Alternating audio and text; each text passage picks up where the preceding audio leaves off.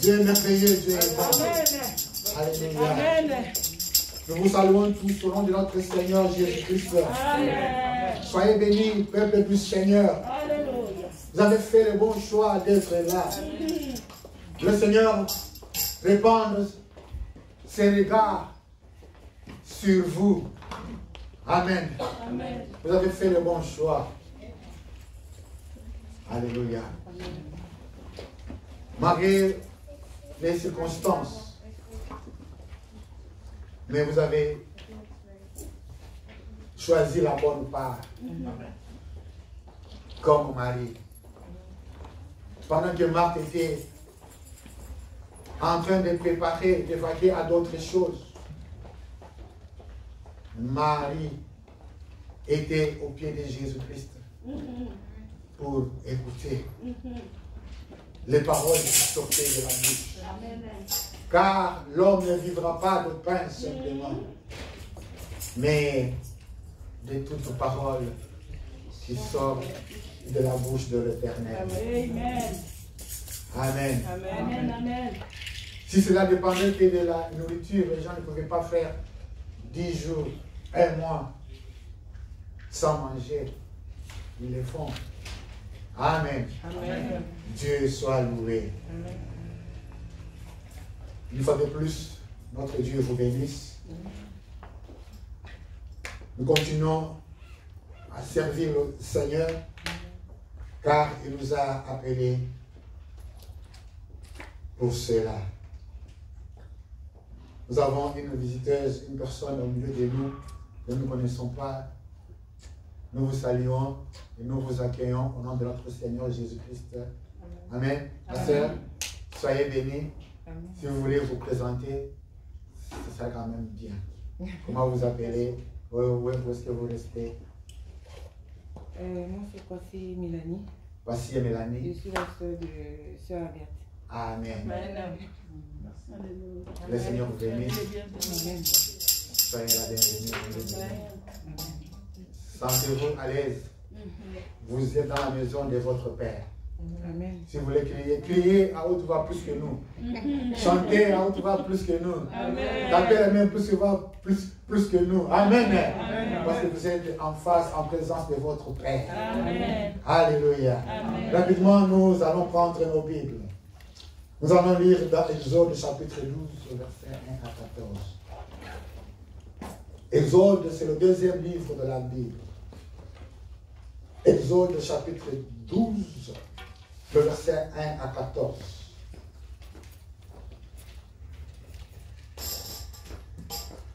Et gloire à l'agneau. Alléluia. Nous nous mettons debout.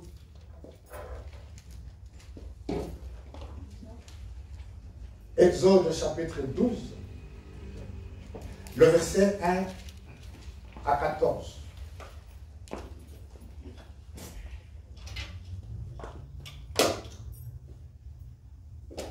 La parole de Dieu nous dit, l'Éternel dit à Moïse et à Aaron dans le pays d'Égypte, ce mois-ci sera pour vous le premier des mois, et sera pour vous le premier des mois de l'année. Parlez à toute l'assemblée d'Israël et dites, le 10e jour de ce mois, on prendra un agneau pour chaque famille, un agneau pour chaque maison. Si la maison est trop peu nombreuse pour un agneau, on le prendra avec son plus proche voisin, selon le nombre de personnes. Vous compterez pour cet agneau d'après ce que chacun peut manger. Ce sera un agneau sans défaut, mâle, âgé d'1 an. Vous pourrez prendre un agneau ou un chevreau. Vous le garderez jusqu'au 14e jour de ce mois. Et toute l'assemblée d'Israël l'immolera entre les 2 soirs.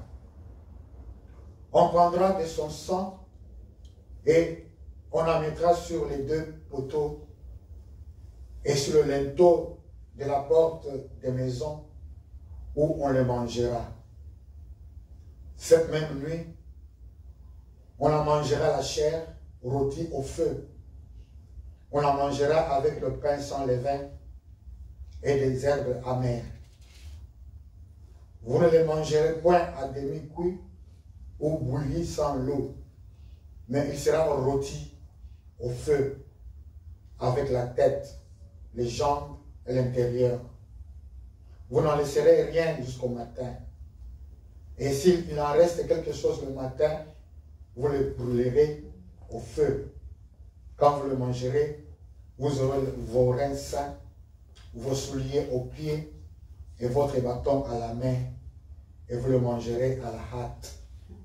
C'est la part de l'Éternel. Cette nuit-là, je passerai dans le pays d'Égypte, et je frapperai tous les premiers-nés du pays d'Égypte, depuis les hommes jusqu'aux animaux, et j'exercerai des jugements contre tous les dieux de l'Égypte. Je suis l'Éternel. Le sang vous servira de signe sur les maisons où vous serez. J'ouvrirai le sang et je passerai par-dessus vous. Et il n'y aura point de plaie qui vous détruise quand je frapperai le pays d'Égypte. Amen. Amen. Parole du Seigneur. Amen. Prenons place. Nous connaissons tous l'histoire des enfants d'Israël.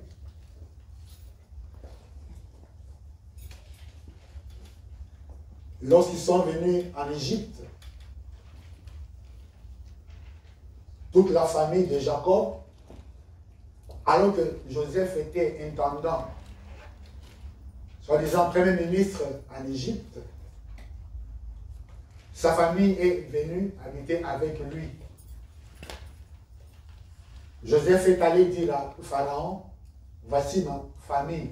Et pour tout ce que Joseph a fait pour Pharaon, Pharaon a accordé aux enfants de Jacob, à Israël, une partie de la terre.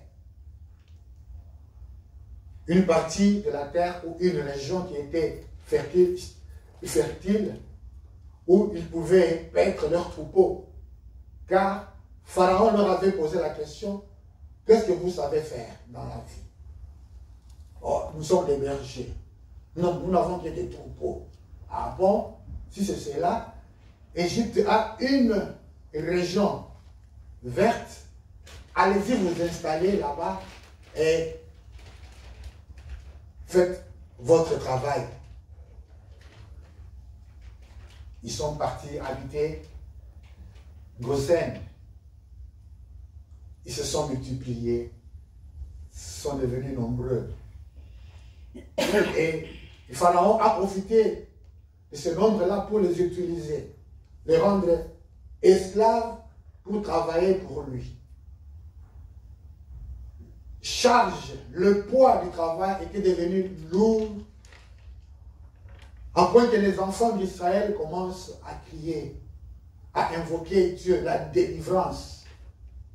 Et jusqu'au moment où Dieu a écouté leurs cris. J'ai entendu vos cris. Et il a choisi Moïse pour libérer son peuple.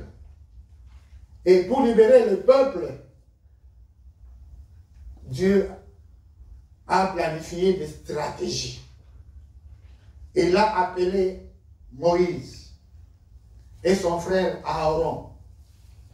Vas-y, allez-y vers Pharaon pour lui dire qu'il puisse libérer mon peuple et que ce peuple aille me servir dans le désert. Nous avons la référence de Genèse chapitre 47, 1 à 6. Quand vous lisez Genèse 47, 1 à 6, c'est là où vous allez trouver le pays ou bien la région que les enfants d'Israël ont habité en Égypte. Genèse 47, 1 et 6. Et pour délivrer, Seigneur, les enfants d'Israël, Dieu a utilisé les plaies. Il y en avait 10. Elle dit, Moïse, toi et Aaron ton frère, allez-y chez le Pharaon, dites-lui, de libérer mon peuple pour qu'il aille me servir en Égypte. Et Dieu, il savait que Pharaon ne devait pas une fois accepter, libérer les enfants d'Israël. C'est pourquoi Dieu a multiplié des plaies, des châtiments, afin que Pharaon puisse se libérer de son peuple. Et les plaies que nous voyons quand nous lisons Exode chapitre 7, 8 et 9, Exode chapitre 7, 8 et 9, ce sont les plaies que Dieu avait utilisées pour fléchir le cœur de Pharaon afin qu'il puisse libérer le peuple d'Israël. Et la première plaie, pas la première plaie, premier miracle, première épreuve, Dieu dit à Moïse, qu'est-ce que tu as en main? Moïse dit, j'ai un bâton. Prends ce bâton, jette-le par terre. Et Moïse a jeté le bâton par terre, et le bâton est devenu un serpent. Et Pharaon a un serpent, un bâton qui devient un serpent. Et Pharaon avait aussi ses magiciens. Et il dit, mais j'ai des magiciens, j'ai des gens qui peuvent aussi transformer le bâton en serpent. Et les magiciens du Pharaon ont aussi fait ce même miracle-là. Ce même truc-là. Ils ont aussi pris leur bâton, ils les ont jetés aussi par terre, et ces bâtons sont devenus des serpents. Mais la parole de Dieu nous dit ceci, mais le serpent de Moïse a avalé les serpents des sorciers. Amen. Amen. Et Pharaon a endurci son cœur. Vous savez pourquoi les gens endurcissent leur cœur? Parce qu'ils se voient complets. J'ai ceci, j'ai cela, je peux travailler, je peux gagner de l'argent, je peux faire ceci, je peux faire ça, mais je n'ai pas besoin de Dieu. Amen. Amen. Je n'ai pas besoin de Dieu. Puisque de ma force, je peux travailler et gagner de l'argent. Pourquoi je dois prier? Pourquoi je dois prier? J'ai une très belle maison. J'ai une très belle femme. J'ai un bon, mais j'ai des bons enfants. J'ai tout ce qu'il me faut. Pourquoi prier? Pourquoi chercher Dieu? C'est une des raisons qui a endurci le cœur de Pharaon, et quoi que Dieu aussi avait endurci le cœur. Il dit, oh, si ton Dieu, Moïse, pouvait faire ce serpent, et que mes sorciers aussi, mes magiciens peuvent le faire, alors pourquoi? Pourquoi obéir à la voix de Dieu? Pourquoi obéir à la voix de Dieu? L'un des signes de l'incrédulité, c'est ça. Pourquoi prier? Pourquoi chercher Dieu? J'ai tout ce qu'il me faut.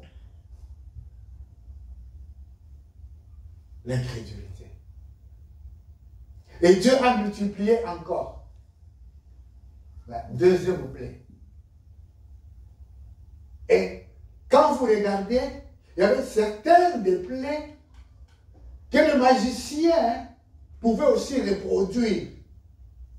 Et quand Pharaon, vous voyez cela, il dit, mais mes magiciens peuvent encore les reproduire. Pourquoi je dois accepter la voix de ton Dieu?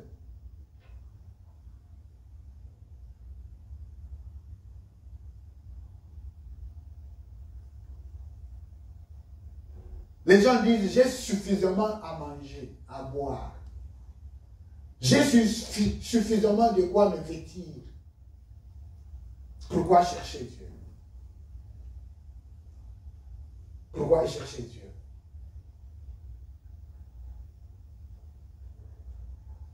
Il y avait un documentaire qui m'avait beaucoup fait rire. Beaucoup rire. Dans ce documentaire, on parlait des femmes, des grandes stars, des grands footballeurs, des gens qui ont de l'argent, des millionnaires, des milliardaires, divorcés ou pas divorcés. C'était sur ces femmes-là. Elle est mariée avec Drogba et puis divorcée, et puis elle, voilà. Elle mène des vies luxueuses. Et puis, il y avait aussi une autre femme qui était mariée à une autre star, divorcée, maintenant elle vit avec une autre star. Et cette femme-là devait maintenant organiser une fête. Elle avait organisé une fête, elle avait invité des invités, et dans cette fête-là, cette même femme devait changer les habits, devait changer d'habit 10 fois. 10 fois. C'était sa fête dans sa parcelle. Pendant que vous mangez, vous verrez, elle entre, elle change les habits, et puis elle sort encore. Elle devait changer 10 fois les habits. Et puis on l'a montré en train de chercher les habits. Garde-robe, elle a remis sa garde-robe, elle a mis tous les habits par terre. Commencer à choisir, et puis on lui pose la question, tu as trouvé? Et elle dit, non, je n'ai pas trouvé. Mais puis il y a les habits, elle dit, je n'ai pas trouvé ce que je cherche. Oh, la vie est dure. Ah, elle a dit, la vie est dure. Parce qu'elle n'a pas pu chercher, elle n'a pas pu trouver l'habit qu'elle voulait. Ça m'a beaucoup fait rire. La vie est dure parce que tu n'as pas trouvé parmi tous ces habits, tu n'as pas trouvé l'habit qui te convient. Et la vie devient dure pour ça. Vous voyez? Vous voyez? Si elle savait combien de gens souffrent, si elle savait combien de gens ont des difficultés,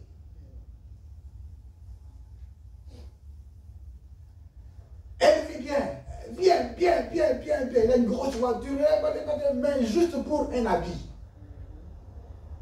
Et elle dit que la vie est dure. Elle a même fait ça. Oh, elle a même essuyé, fibre les déchirures partout pour un seul habit. Elle en a beaucoup. La vie est dure.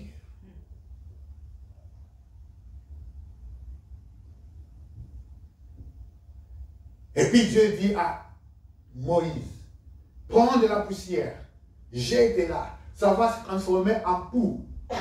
Hein? Bacilli. Dans tout le pays. Et Moïse a fait aussi ça. Il y avait des poux partout, des grenouilles partout. Et cette fois-ci, les magiciens ne pouvaient pas aussi faire des poux. Parce qu'eux aussi étaient habités par des poux. Amen. Eux aussi étaient habités par des poux. Les magiciens ne pouvaient pas faire. Oh bien-aimés, frères et sœurs dans le Seigneur, je vous dis ceci. Même si vous avez tout ce qu'il vous faut, quelque chose va vous manquer. Vous serez limité à une place. Vous serez limité. Vous serez limité. Et la parole de Dieu nous dit, lorsque Dieu frappait les enfants d'Égypte, lorsque Dieu frappait l'Égypte, la région où vivaient les enfants d'Israël était épargnée. Il n'y avait que la partie des Égyptiens qui connaissaient tous ces fléaux, tous ces plaies-là, des grenouilles, l'eau devient le sang, et tout ça. Même la tempête, des grêlons qui tombent, qui tuent des bêtes, tout ça. Mais la région où habitaient les enfants d'Israël était épargnée. Était épargnée. Était épargnée. Vous savez, Dieu peut faire pleuvoir, peut susciter une catastrophe, un malheur dans le pays, mais il y aura quand même ceux qui seront épargnés. Amen. Il y aura quand même ceux qui seront épargnés. Et toutes les 9 plaies que Dieu avait envoyées dans le pays d'Égypte, toutes les 9, la région des Gossens était épargnée. Maintenant, la 10e plaie. La 10e plaie maintenant s'adresse aux enfants d'Israël. La 10e plaie s'adresse maintenant aux enfants d'Israël. La 10e plaie ne s'adressait pas aux Égyptiens, aux pharaons, mais la 10e plaie s'adresse maintenant aux enfants d'Israël. Oh bien-aimés, il y a des choses, il y a des paroles que Dieu peut adresser à tout le monde, mais il y a des paroles que Dieu adresse à ses propres fils, à ses propres enfants. Cette fois-ci, Dieu dit à Moïse, va maintenant chez les siens, va maintenant vers mon peuple. Maintenant, ce n'est pas va vers Pharaon, non. Il a dit maintenant, va vers mon peuple. Et dites-le, ce mois sera votre premier mois. Vous prendrez un agneau, vous le mourrez, vous allez faire ceci, vous allez faire ça. Parce que la nuit, je vais frapper. La nuit, je vais sortir. La nuit, je vais passer pour détruire, pour tuer tout premier-né. Cette fois-ci, et Gosens et Égypte. Alléluia. Amen. Cette fois-ci, ce ne sera plus l'Égypte simplement. Ça sera et Gosens et Égypte. Ça sera tout le monde. Ça sera tout le monde. Je vais frapper, je vais tuer tout premier-né, à commencer par les hommes et les bêtes. Tout. La 10e plaie. C'est ce que vous devez retenir. La 10e plaie. La 10e plaie n'était pas simplement concernée aux Égyptiens, mais la 10e plaie était concernée et aux Égyptiens et aux enfants d'Israël. Mais les 9 plaies étaient simplement pour les Égyptiens. Mais la 10e plaie était et pour les Égyptiens et pour les enfants d'Israël.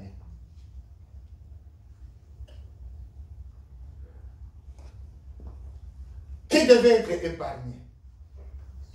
Dieu dit, puisque je dois frapper, Pharaon a endurci son cœur. Il verra maintenant que je suis l'Éternel des armées. Il vous libérera. Il vous fera laisser. Et vous partirez pour me servir. Mais vous, faites ceci, faites cela.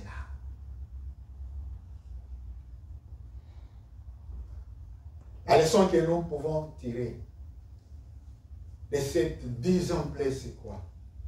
Tous ceux qui ont été sauvés, c'est parce qu'ils ont obéi. Imaginez-vous qu'une famille des enfants d'Israël n'avait pas obéi. L'ange de la mort devait tuer, devait entrer et tuer le premier-né. Amen. Amen. Ah oui. Si une famille n'avait pas obéi, l'ange de la mort devait passer et entrer et tuer. Même si vous êtes les enfants de Dieu, si vous n'obéissez pas à la parole de Dieu, à la loi de Dieu, au commandement de Dieu, aux recommandations de Dieu, vous pouvez être frappé. Vous pouvez être frappé. Vous pouvez être frappé. Parce que vous êtes désobéissants. Vous n'obéissez pas à la parole de Dieu. Vous n'obéissez pas à la recommandation de Dieu. Mais il y a certaines choses, quoique petites mais grandes, avec des grandes conséquences. Dieu vous parle intérieurement à vous-même, même au travers de ses serviteurs. Si vous n'écoutez pas, si vous ne faites pas ce que Dieu a parlé, bien-aimé, il y aura de grandes conséquences. Dieu ne change pas. Et Dieu ne fait pas une chose sans pour autant avertir, informer ses serviteurs. Dieu a d'abord informé Moïse. Voici, voilà ce que je dois faire. Voici ce que je dois faire. Dites ceci à mon peuple. C'est ce que nous disons, c'est ce que nous faisons chaque jour. Si Dieu nous permet. Voici ce que Dieu m'a montré. Voici ce que Dieu m'a dit pour que je puisse te rapporter. Voici ce que Dieu m'a montré. Et ce que nous faisons encore aujourd'hui, en ce net moment, vous qui nous suivez, sachez, si vous désobéissez à la parole de Dieu, bien-aimé, il y a une grande conséquence qui va s'en suivre. Même si vous êtes chrétien, même si vous êtes chrétien, même si vous êtes bishop, même si vous êtes bien-aimé, la parole de Dieu est la parole de Dieu, elle ne change pas. La 10e plaie s'est adressée, c'était pour tout le pays. Même Gossens n'était pas épargné. L'ange de la mort devait circuler et entrer dans toutes les maisons qui n'avaient pas mis du sang sur le linteau. Du sang.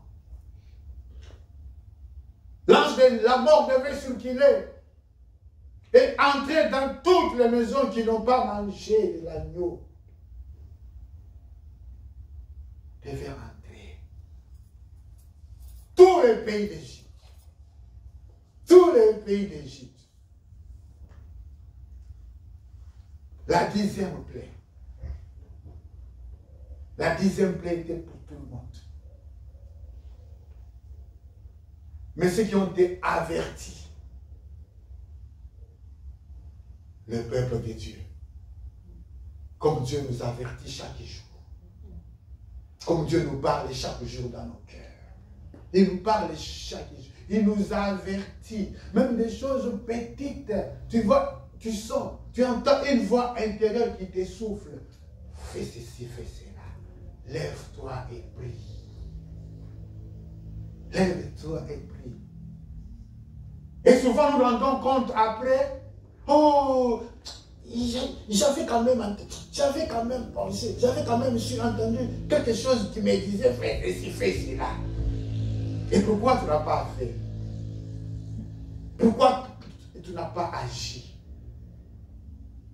Et Dieu ne pouvait pas faire ça sans pour autant avertir son peuple. Et Dieu ne pouvait pas tuer le monde sans pour autant avertir son peuple. Comme il le fait chaque fois. Nous connaissons l'histoire de Sodome et Gomorrhe. Nous connaissons l'histoire de Noé. Nous connaissons beaucoup d'histoires où avant qu'une catastrophe arrive, Dieu informe quand même ses serviteurs. Pour qu'eux aussi, à leur place, puissent informer le peuple de Dieu.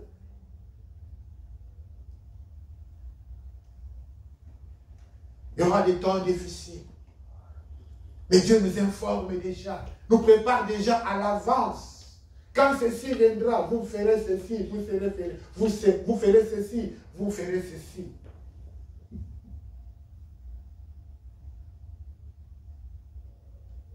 Malheureusement, hélas, le peuple de Dieu est tombé dans la distraction. Et dans la distraction. La parole de Dieu nous dit l'obéissance vaut mieux que le sacrifice. L'obéissance vaut mieux que le sacrifice. L'obéissance vaut mieux que le sacrifice. La 10e plaie a frappé tout le pays d'Égypte. Même là où les gens se sentaient en sécurité, Gossens. L'ange est passé par là. L'ange est passé par là. Mais pour les grenouilles, pour les poux, pour le sang, pour les autres, pour les grêlons, tout ça, non, Gossens était épargné. Mais la 10e plaie, la dangereuse plaie, la plaie fatale.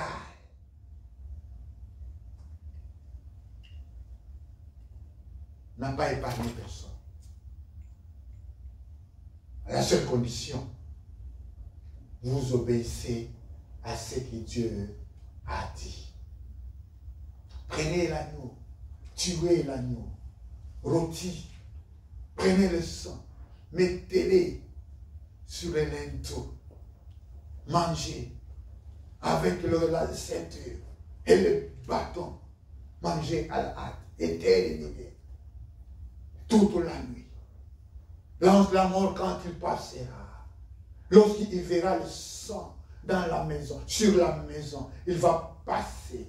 Et là où il ne trouverait pas du sang, il va entrer et tuer. Vous voyez, les bêtes, voilà, certaines bêtes vivent dans des maisons, hein, mais certaines bêtes dehors. Même les bêtes, les premiers-nés qui étaient dehors, mais dans les champs, étaient frappés. Étaient frappés. Même si tu étais allé pour te passer la nuit chez ton voisin, chez ta famille, tout ça, tout premier-né était frappé. Seuls ceux qui étaient épargnés, ceux qui avaient tué l'agneau, ceux qui avaient mangé l'agneau, ceux dont le sang couvrait, protéger la maison, ceux qui étaient sauvés. Et si vous aviez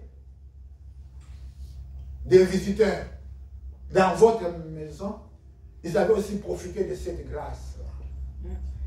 La parole de Dieu nous dit, si vous avez des invités, les gens qui sont venus vous rendre une visite, faites-les aussi participer à cela. Et c'est pourquoi on nous raconte que les enfants d'Israël avaient aussi des amis égyptiens, des camarades, ils se sont familiarisés avec eux. Enfin, ils venaient habiter avec eux. Et tous ceux qui étaient avec les enfants d'Israël dans la maison à ce moment-là ont été aussi épargnés.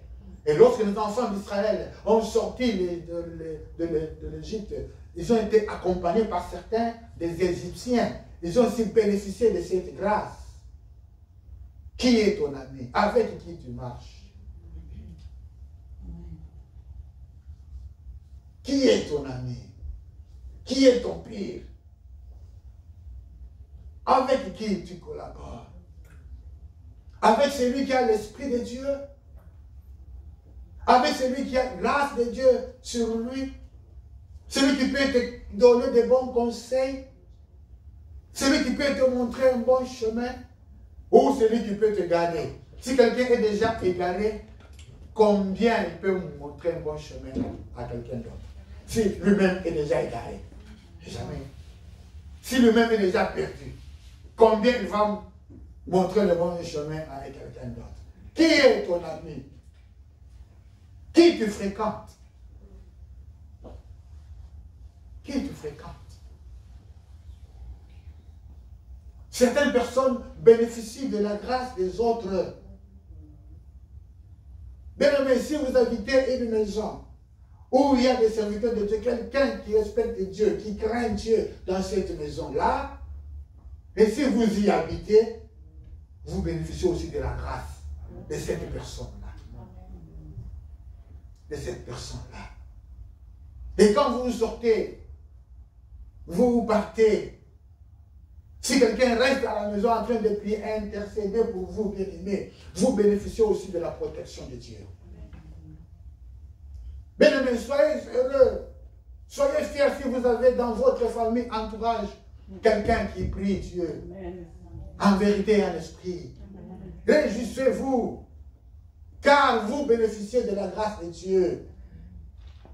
Les enfants d'Égypte, les Égyptiens qui étaient avec les enfants d'Israël dans la maison, et pendant que l'ange de la mort passait, ils ont été sauvés. Ils ont été sauvés. Et quand ils ont vu tout cela, ils ont dit, ah, votre Dieu est puissant, que le Dieu des pharaons.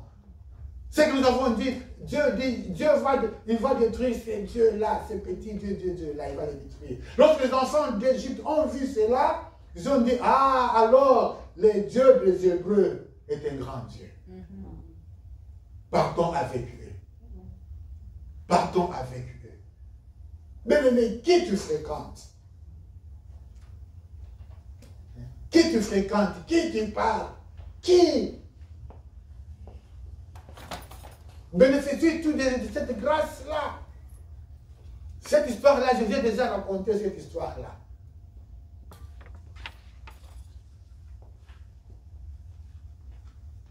Lorsque nous sommes au Congo, vous savez, nous, les Africains, nous sommes souvent des grandes familles. Hein? Dans une chambre, nous pouvons dormir 5 et 6, ce n'est pas un problème. Et quand nous sommes réveillés le matin, il y avait un de nos petits frères qui dit non, il commençait à raconter son histoire, son rêve. Qu'est-ce qu'il a rêvé? Il dit non, dans cette maison, dans cette parcelle, non, il n'y a qu'une seule personne qui prie en vérité. Oh. Tellement qu'il était sérieux, il parlait, il était tellement sérieux, au point que tout le monde était curieux de savoir, mais qu'est-ce qui s'est passé? Il dit, j'ai fait un cauchemar, un mauvais rêve, un cauchemar. Qu'est-ce que tu avais rêvé? J'ai rêvé le diable, les démons, en train de forcer la porte et la fenêtre pour entrer, nous tuer, nous faire du mal. Mais ils n'ont pas pu entrer parce qu'il y avait une lumière qui partait, qui sortait de la tête de cette personne-là qui les empêchait d'entrer. Il y avait une lumière qui sortait de la tête des personnes, du visage des personnes, tout ça, qui les empêchait d'entrer. Une seule personne. Dieu dit, je cherche quelqu'un. Une seule personne. Amen. Toute cette famille, toute cette parcelle-là, mais avec une seule personne qui empêchait les démons, les sorciers d'entrer. Une seule personne. Pendant que les autres ronflaient.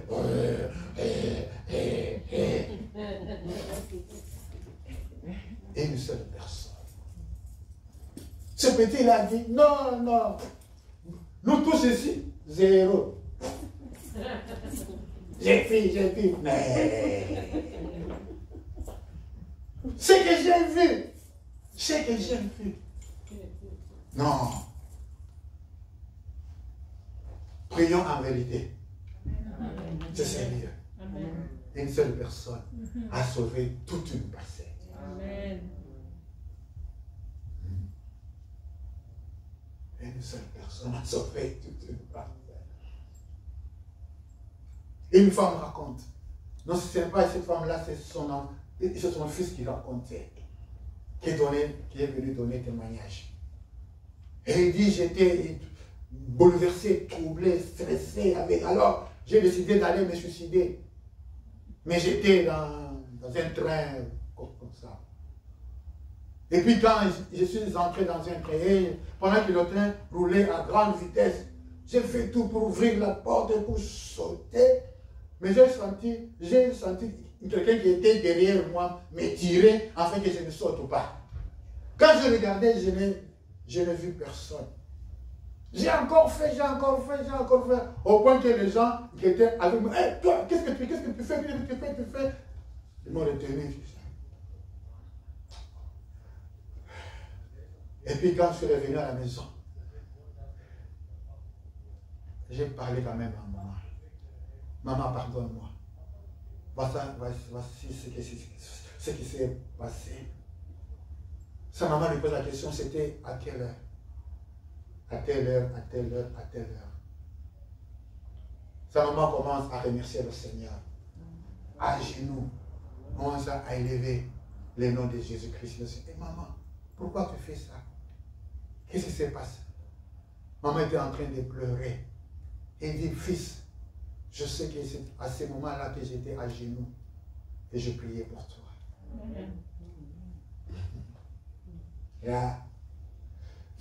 Et vous vous moquez des gens qui prient. Ils n'ont rien. Ce sont les pauvres. Ils ne prient pas seulement que c'est. Pharaon aussi a trouvé que non, ces magiciens ne pouvaient plus rien faire. Les magiciens ne pouvaient plus rien faire. Il y a quelqu'un qui a dit, Satan ne peut jamais se transformer en Dieu. Jamais. Satan n'est pas complet. Satan n'est pas plus fort que Dieu. Non. Les pharaons a trouvé ça. Non. Le Dieu des Hébreux est plus grand que le petit Dieu. Le Dieu des Hébreux est plus fort que ce petit Dieu.